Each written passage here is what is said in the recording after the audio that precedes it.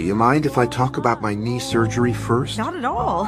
I've spent my entire life hating knee surgery and everything about it. But now I see it wasn't the knee surgery I hated. It was edging alone. But I'm not alone anymore. And I have all of you to thank for it. And because of your kindness, I'll be inviting you all to Diddy's Christmas dinner.